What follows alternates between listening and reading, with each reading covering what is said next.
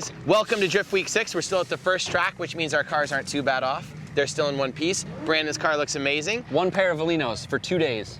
Same with me. Awesome. I'm on the 285s.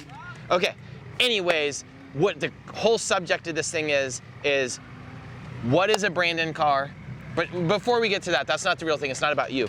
It's kind of about you.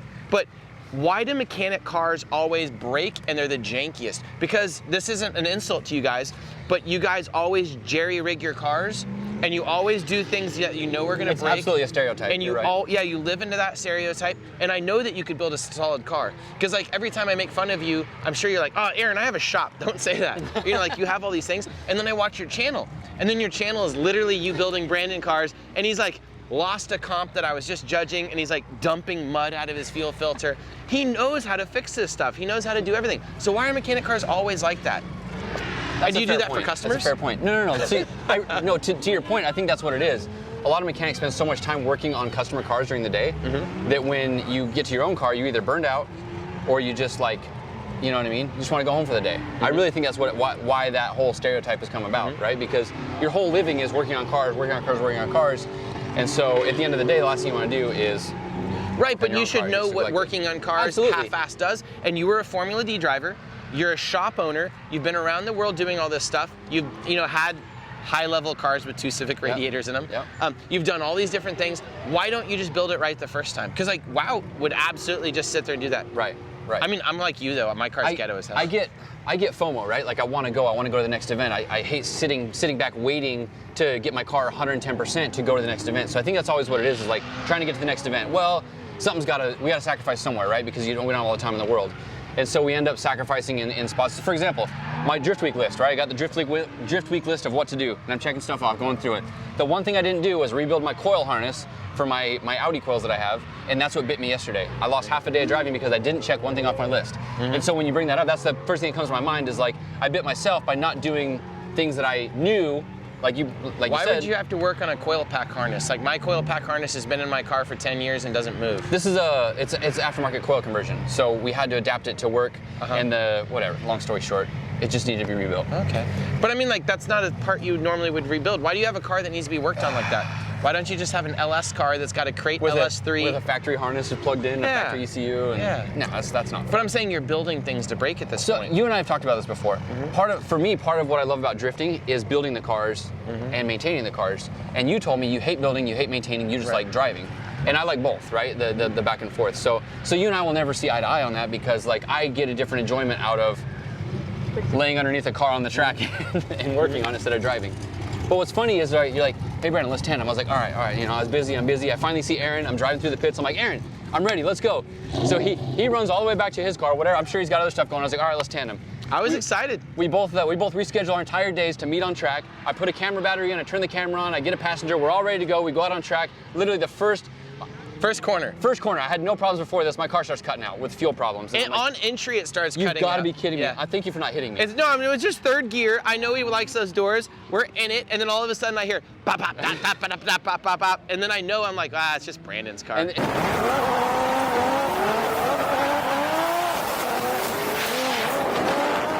I thought this is going to give Aaron some ammunition to come after me with.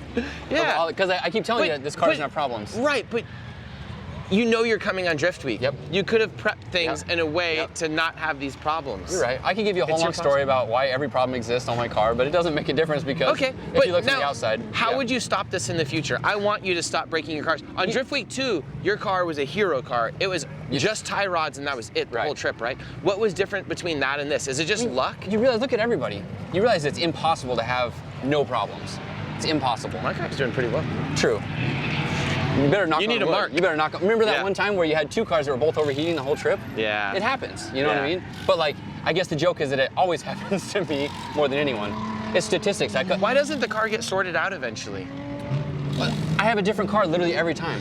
Yeah, but you've been driving this for a while. No, I haven't. I have not. You just had breaking up problems and all that stuff from a fuel issue in Medford. I just saw you. All right, since you brought it up, I'm going to defend that. It was a fuel filter problem. I took out both filters today. They're both clean. we had borrowed fuel pump from Rudy to test this, and so I talked to Zach Denny. I'm like, hey, what do you think's going on? He's like, what size fuel pump? He says, your fuel pump's too small, because we had gone back to a smaller pump. Now we're putting a bigger pump. We're gonna do that tonight. Okay, so, let me say this. What? I hold you to a higher standard because of your Formula D pedigree and all your driving. Fucking Mesker car. Mesker can't change his own oil. Mesker's car runs. It's a stock Corvette. Why don't you do that? It's a stock Corvette. Nobody wants to drive a stock Corvette. Nobody. A lot of them here do. I know, I'm gonna get some hate for Corvette's that. amazing. Audience, what looks better? Mesker's Corvette or the JZX 100? There's no, it's red. That's the worst color. I don't know about that. I'm gonna have to disagree on that, man. Yeah. So what do we do in the future? How do you stop? Drift Week 7. Say Week 7. Nakamura's there. Say you were a huge fan. I would you like want to do a great job. You want to do ride-alongs all day long. Yep. Because did your car fail at the FD ride-along thing for any reason? No. Not one thing? Not really. Not really. Yeah. But we I have was those gonna dialed, right? They're money makers. You have something that you want to do. You want to drive with all of us. You'll be excited potentially. James Dean is here. You should have been like excited to drive with him. You know, we're gonna do paid ride-alongs on this trip. You can't have the car break for that stuff. How do you make sure? Because it's money out of your pocket. You know what I mean? It's content out of your. Well, maybe your channel is content. It's engineered for that. content. Yeah. My plan is to drive the same car more than one event, right? More than one drift week. So that way I have time to sort it out. This is gonna be my daily drift car. So when I go home, I'll be driving, I'll be sorting out those problems all along. And I think on Drift Week 2, that was the thing, is that car, I had driven it a little bit enough to sort out some of those issues. This literally, you say I've been driving it, but I haven't. I took you street drifting I'm gonna out have one an night. asshole question. I'm What? about to do an asshole question. What? And of course, Drift Week has the best sponsors such as BC Racing Custom Coilovers, Vape Tasia, Heatwave Visual, NK Wheels, WhatMonstersDo.com. Use the discount code EBISU. And of course, ECU Master for building the James Dean car and coming on this trip with us. Thank you, everyone. When you build a customer car, do you have to sort it out for them over multiple events and drive it, or do you just build it once right? What's the difference in all that? I did the timing chain on that myself. The timing chain is this big. I'm a mechanic. The timing chain is a bracelet on that car. Have you ever seen an LS1 timing I did chain? all the work You have on to take that the whole car. front of the car apart to get it out. This motherfucker. That's good, that's good, that's good. Good job, Mesker. Yes. Yeah. Have you seen them though? It's one gear with a little like Just, like that. It's the same as they were in 1960. Oil pump and The wheels almost have more bolts holding them on. hater. All right, keep going. Customer cars. Yeah, how would you It's- keep? it's If you usually built a customer car for Drift Week, how would you build it differently? Would you not allow them to have a JZX 100 with all that stuff? Would you make them drive a 350Z? How would you guarantee? How would you build me a Drift Week car? This was literally like every nut and bolt was off the car to what it is now, right? That's a huge undertaking. And so we've never had a customer bring us a car, and I don't think we would take on a job like that, right? That's a lot Really? of work. I don't even know how to bill for something like that. You know what I mean? But lots of shops do it. From nothing to something. I understand that's a disaster Like, and it's going to screw It your is shop a little bit. It's going to cost $60,000 in labor. Right. And then I don't know. That's a good question. Usually it's just a JZ swap, right? And it's a lot easier when someone comes in with a running car and you put a motor in it and it leaves running. You know, when someone brings you a disaster and then you have to fix it, sometimes it leaves a disaster. You know, not always, but like. Could you build it's someone a Drift Week car like this? Yeah, I'm confident. What would you It would do? be probably a S chassis. And how would you make recipe. it different? Simplified, right? That's kind of the idea. I mean, the ideal Drift Week car would be something simple that's reliable, like a V8 S chassis, just like what you got. You know, it's just not. Is it because it's better? It's not my cup of tea. Is it better than the JZ? It's reliable. JZs are reliable, but anytime you add boost to something, you complicate it. You know. So would you just do like a stock turbo, stock manifold, stock all that stuff, stock injector? Mikey, that stuff? Cressida wagon, he's got a stock 1J, stock ECU with a little small upgraded turbo, and that thing is ripping. It's fast and it's reliable and that's a good setup. Why don't you do that? I like power. Is the power that much greater than that? Probably not. No? I don't want you gapping me on the straights though. Your car's fast. Is it much faster than yours? Or we haven't freaking driven these No, but together. I rode with you last time on the last Drift Week. You took me for some laps, and like I was really impressed at how much grip and how fast. It's your way car better is. now because I have 285s. It rips now. It's way better. Because before you couldn't, you ever know how like you can't get fully on the gas because you feel like the car's floating or it's gonna move backwards or whatever? Man, the 285s, you're just like, boom, you it lay goes. into it, it's so good. Maybe- And people think it's like ultimate grip to make your car faster to this. It just makes it feel safer. It makes it feel better all over the place. If my car's broken enough, I'll just jump in with you a lot. Yeah. And ride with I you. went over to him and I was like, let's switch cars and we're gonna tandem. And then I was like, I want a car that runs. You would have broken it, and then I could have blamed you for it. Okay, so in Japan, we Yes. drive these cars all the time and they're stupid reliable. They're always stock, right? Yes. Stock. So stock what with small. specific things are you doing to break this thing? And then we can work backwards. Like, you're having fuel issues, right. You're having spark issues. We've got an aftermarket pump with aftermarket filters, aftermarket line, right? Basically from the tank forward is all not stock. So that's potential problems, right? You got an aftermarket pump, whatever. I don't know what junk's coming out of the tank. There's something in the tank. I probably need to pull the tank out and completely clean it out because this was one of Trenton's cars and it sat for a while, so I don't know what's in the tank. Do you run E85? Yes. Ever? Oh, that's probably what's going on. Is it's cleaning everything out and then pushing and forcing it through the system. Yeah. The wiring harness was built for my other car, the car that got crashed. I pulled that stuff out and put it right in this car. So like not the teal one. Yeah. That's the cursed car. Why would you bring that? No, not that one. Not okay, that one, a different one. A different one. But so like we never really we kind of pulled it out and adapted S chassis stuff to this car. So it's like not ideal, but it works, right? Works. But your S13, was that just luck, the one that was stupid reliable for so long? I think so. Oh, it's just stupid luck? It's still running. Was it E85? No. I wonder if that's one of those problems. Like you're having a lot of fuel issues and stuff. Just old cars with E85 going through the system. Maybe if you just went fuel cell or something, whatever. Right, because everyth's E85 but then that compatible ruins except it the because tank. that tank is in the perfect spot in that car. That's true. I hate, like aftermarket tanks and all that stuff. But do you think you're gonna get this thing dialed soon? Yeah. You think by the end of the trip? Yeah. Okay. Yeah. I want you to drive it because I know you know these cars, and this car drives really good. Let's go right now. Why are you gonna do me like that? Let's drive right now. Let's get in. But seriously, this car is. Where's your door lock? I'm really worried about going to Houston with no door locks. Okay, sorry, keep going. I almost like driving this more than an S chassis. Really? It is so like solid and comfortable and like it just does what you want it to. I mean, you've driven JZXs. What's going on? Film that. What is? He asked us to film. He said he works on that car. What? Why don't you just turn it on? Oh wait. Pay attention. You guys couldn't hear that? He said the starter got cooked by the long tube headers because the car has long tubes on it, which I always say not to do. Which, by the way, why? What's the problem with that? It cooks everything in those cars. Starter? Yeah, they're so tightly packed. Like long tubes will boil the battery. Yeah, you can coat them and stuff, but I haven't seen really people do it. I'm sure non-drifters coat that, like have nice cars. That's one of those things with those cars. The Drift Week cars, the Corvettes that just have long tubes, fucking annihilate themselves like heat-wise, and you're kind of doing that to these. These chassis are incredibly like reliable in Japan, but of course you're not happy with it. Same thing if I had an SR though. If I had an SR in that car, we cheated by putting a large displacement motor in it that's under no stress, it's naturally aspirated. Yeah. So like I don't have couplers to blow off. If I lose a coil pack, I could still drive on track. Like misfiring, I almost can't tell when that thing misfires. You're just like, whatever. Whereas this thing gets immediately taken out without, because like won't make boost with misfires. True. And like you said, an SR is even worse with stuff like that. By the way, I hear these like SR nerds all the time talk about like God's motor this or like I love this. These old turbo motors are almost getting to the point where you're gonna have to eventually choose, is it worthwhile? You put a lot of effort into that. How long do you think you'll continue down the turbo 2JZ path? Because I totally understand the appeal. Yeah, absolutely. I've got a lot of, I've stockpiled a lot of engines to keep me going for a while. It's not about cost, it's about the problems. On Drift Week 3, you blew like 19 motors.